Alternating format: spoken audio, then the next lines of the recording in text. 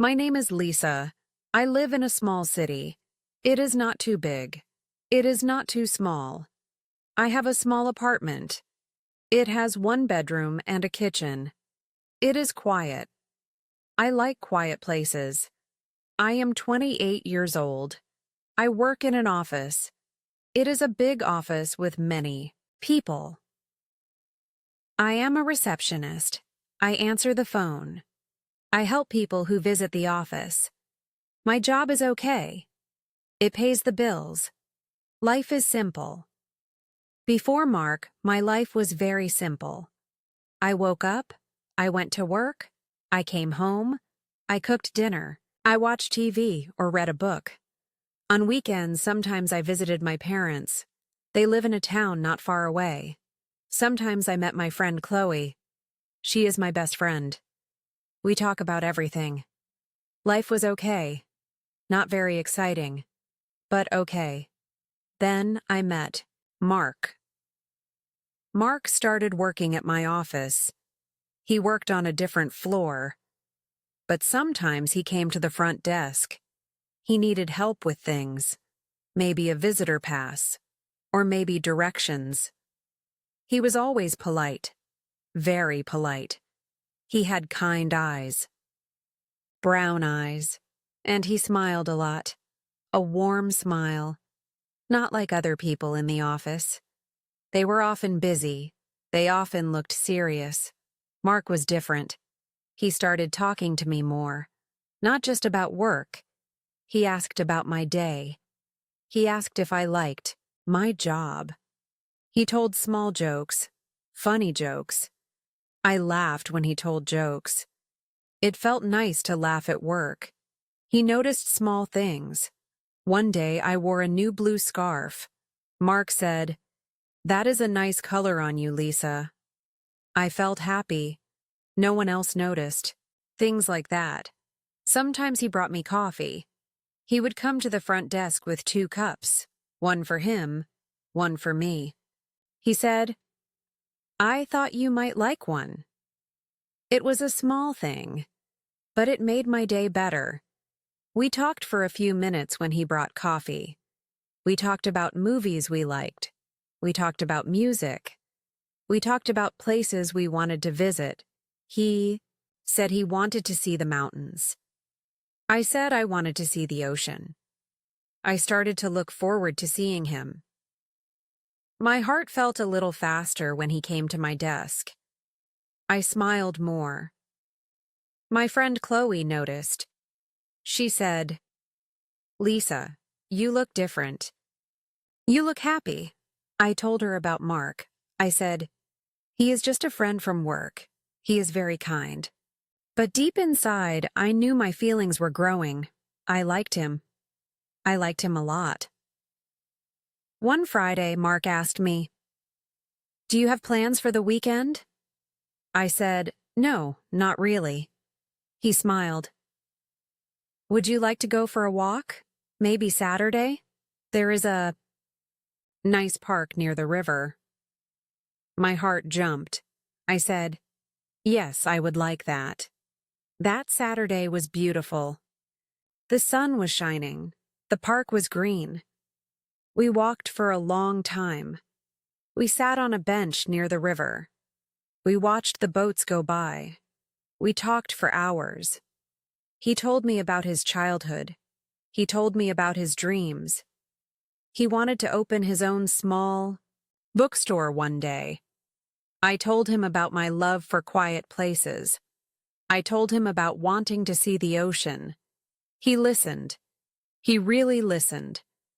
It felt easy to talk to him. So easy. I felt very happy that day. Happier than I had felt in a long time. I thought, maybe this is the start of something wonderful. I thought maybe he liked me too. The way he looked at me. The way he smiled. It felt like more than friendship. After that walk, we started spending more time together. Sometimes we had lunch together during the week. Sometimes he drove me home after work. We talked on the phone in the evenings. We laughed a lot. He made me feel special. He made me feel seen.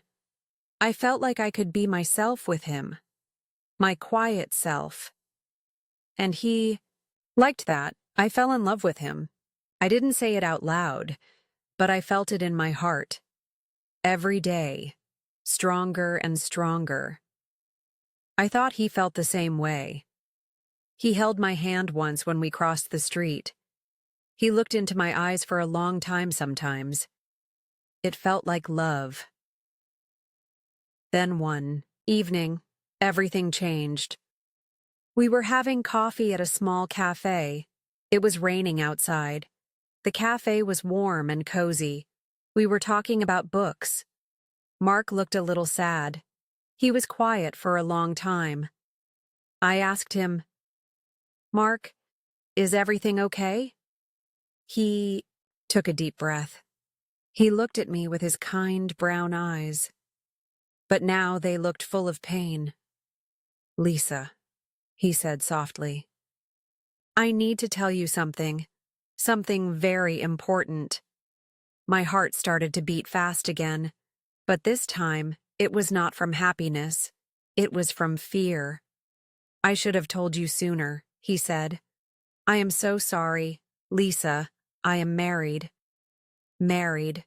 The E word hit me like a stone. I couldn't breathe. I just stared at him. Married? How? He never talked about a wife. He never wore a ring. He spent so much time with me. How could he be married? My mind was spinning. I felt cold. I felt sick. You are married?" I whispered. My voice was shaking. He nodded slowly. His face looked very sad. "Yes," he said. "Her name is Sarah. We have been married for 5 years. 5 years. He had a wife for 5 years. And he never told me.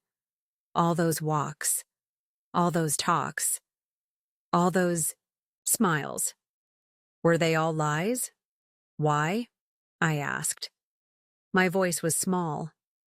"Why didn't you tell me?" "I don't know," he said. He looked down at his coffee cup. "At first, I just enjoyed talking to you. You were easy to talk to. You made me laugh. Then I started to have feelings for you, Lisa. Strong feelings. I didn't want to lose you. I was scared to tell you the truth." He looked up at me again. "My marriage, it's not happy. Sarah and I, we are very different. We live together, but we are like strangers sometimes. We don't talk much. We don't share things. Being with you felt different. It felt real. It felt alive." I didn't know what to say. My heart was broken. I felt betrayed. I felt foolish. How could I fall in love with a married man? How could I not see it? Tears started to fill my eyes. I tried to stop them, but I couldn't. They rolled down my cheeks. I have to go," I managed to say. I stood up quickly. My chair made a loud noise on the floor. "Lisa, wait," Mark said. He stood up too. But I didn't wait. I ran out of the cafe, into the rain. I didn't care that I was getting wet. I just ran. I ran until I reached my apartment building. I went inside, closed the door, and leaned against it. Then I slid down to the floor and cried. I cried for a long time. My heart hurt so much.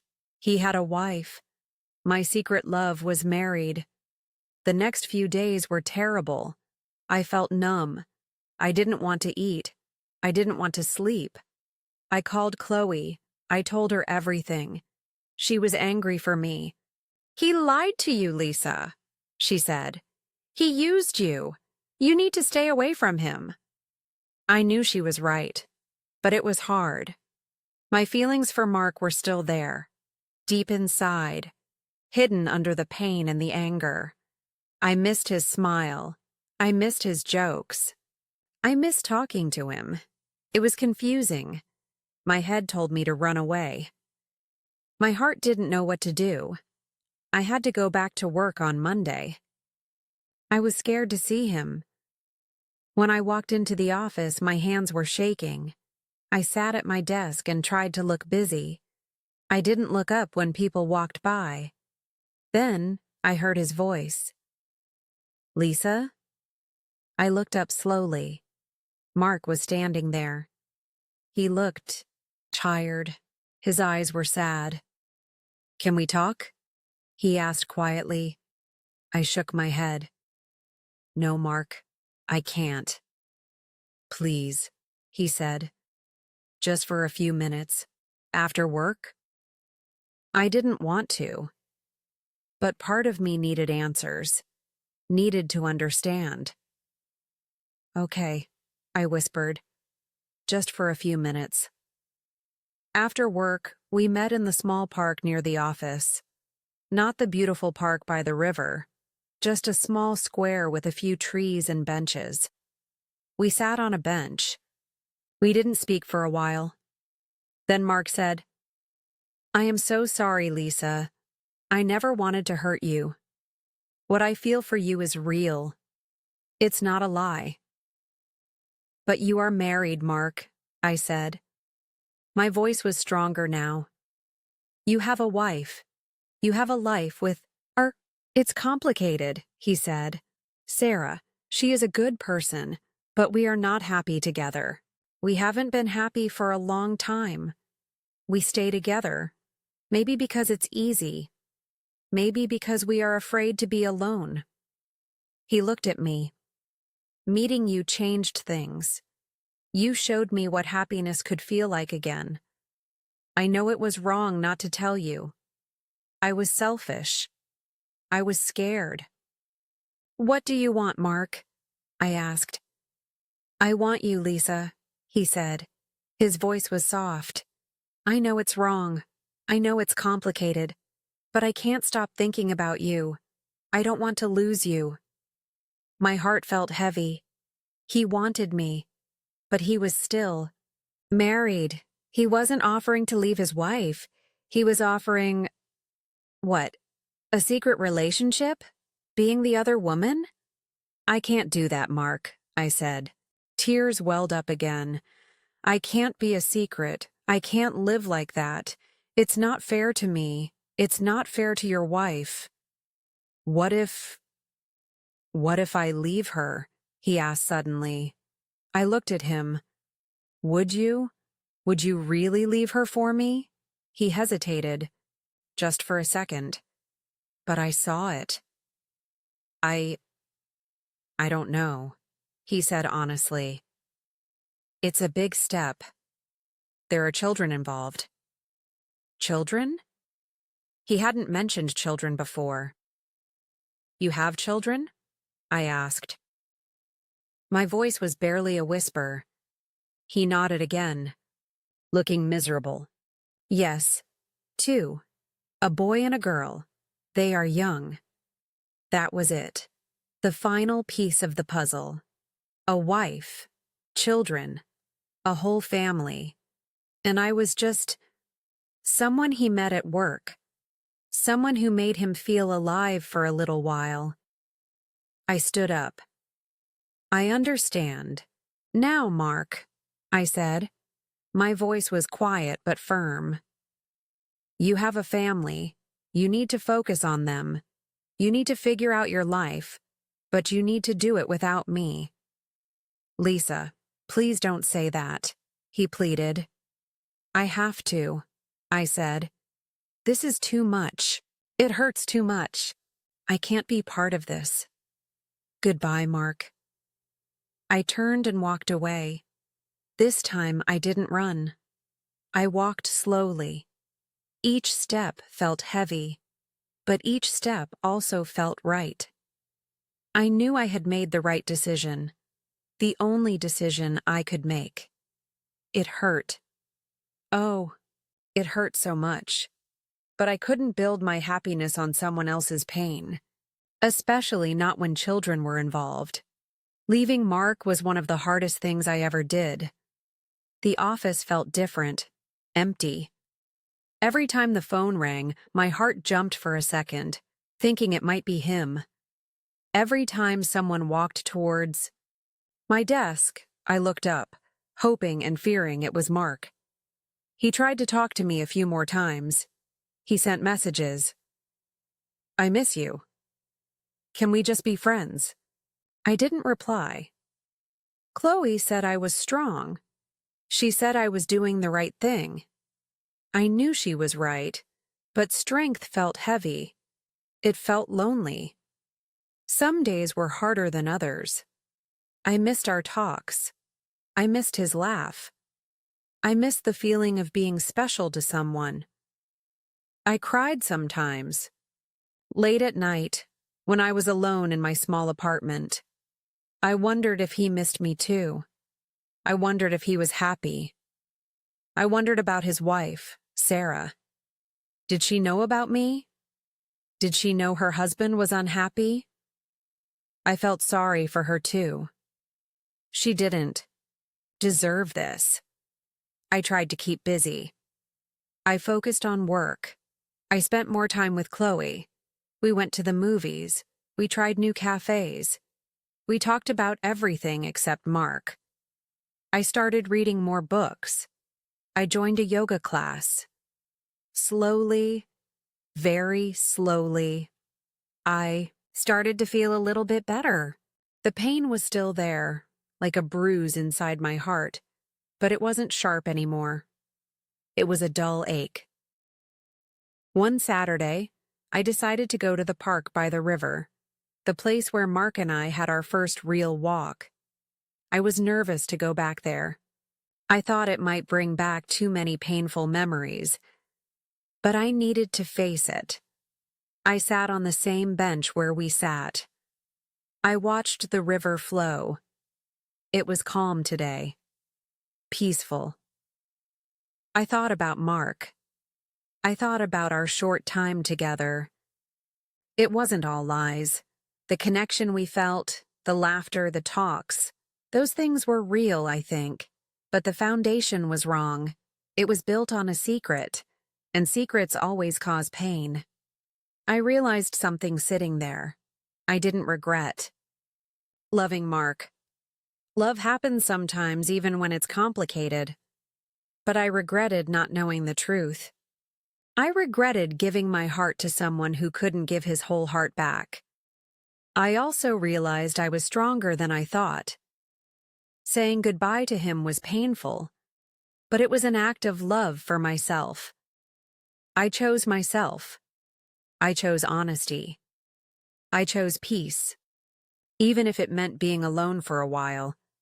A bird landed near my feet. It looked at me, tilted its head, and flew away. I watched it fly towards the sun. And for the first time in a long time, I felt a little bit of hope. Maybe my life wasn't exciting right now. Maybe it was simple and quiet again. But it was mine.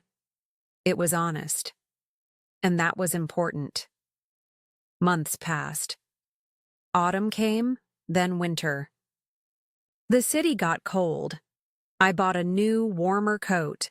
I continued my simple life. Work, home, friends, yoga. I didn't see Mark much at the office anymore. Maybe he changed his hours. Maybe he avoided the front desk.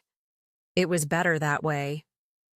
When we did pass each other in the hallway, we just nodded politely, like strangers.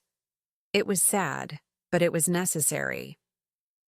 One cold evening in December, I was walking home from work. Snow was starting to fall softly. The city lights looked beautiful. Through the snowflakes, I stopped at a small bookstore, the one Mark had dreamed of opening one day. I went inside. It was warm and smelled like paper and coffee. I was looking at the books when I heard a familiar voice. "Lisa?" I turned around. It was Mark. He was standing near the history section. He looked thinner, more tired. He wasn't smiling his usual. warm smile. "Mark," I said. My voice was calm. "Hello. How are you?" he asked. "I'm okay," I said. "And you?" He shrugged. "Life is life." He paused. "I wanted to tell you, Sarah and we are separating." I was surprised. Really surprised. "Oh," I said, "I'm sorry to hear that. Even though he hurt me, I didn't wish him unhappiness." "Don't be sorry," he said quickly. "It's for the best. It wasn't working. It hasn't been working for a long time. We both knew it. Meeting you just made it clearer." He looked at me. His eyes were searching my face. "Lisa, I know I hurt you badly. I know I made huge mistakes, but I never stopped thinking about you." My heart felt a strange mix of things. Sadness for him, a little bit of lingering pain, but also clarity. I knew what I had to say. "Mark," I said gently, "I appreciate you telling me this, and I hope you find happiness. Truly I do. I hope you and Sarah can be good parents to your children. But nothing changes for me. What happened between us? It showed me what I want and what I don't want. I don't want secrets. I don't want complications. I want something simple, something honest, from the beginning." He looked down. He nodded slowly. "I understand," he whispered. "I guess I just hoped." "I know," I said. "But I've moved on, Mark. I had to, for myself." He looked up again. There were tears in his eyes, but he gave me a small, sad smile. "You are strong, Lisa. I always knew that. I wish you all the happiness in the world." "Thank you, Mark," I said. "You too." I turned and walked out of the bookstore, back into the soft falling snow. I felt sad, but I also felt peaceful. I had faced him. I had spoken my truth. And I knew deep in my heart that I had made the right choice. Staying away was right when he was married, and staying away was still right now. The trust was broken. Too much pain had happened. I needed a fresh start. Walking home that night, I felt lighter. The snow seemed to cleanse the air. I looked up at the sky. I didn't know what the future held. Maybe I would meet someone else one day. Someone kind, someone honest, someone available. Maybe I would stay single for a while. Maybe I would finally go see the ocean. It didn't matter right now. What mattered was that I was okay. I had survived a broken heart. I had learned about myself. I had learned about what I needed in life and in love, and I knew I would be all right. My life was simple again. But this time, simple felt good. It felt peaceful. It felt like mine. If you are listening to my story, maybe you have faced a difficult choice too. Maybe you have loved someone you couldn't be with. Maybe your heart is hurting right now. It's okay. It's okay to feel sad. It's okay to be confused. But remember to choose yourself. Remember to choose honesty. It might hurt for a while, but peace will come. You are stronger than you think. You deserve happiness. A real, honest happiness. Thank you for listening.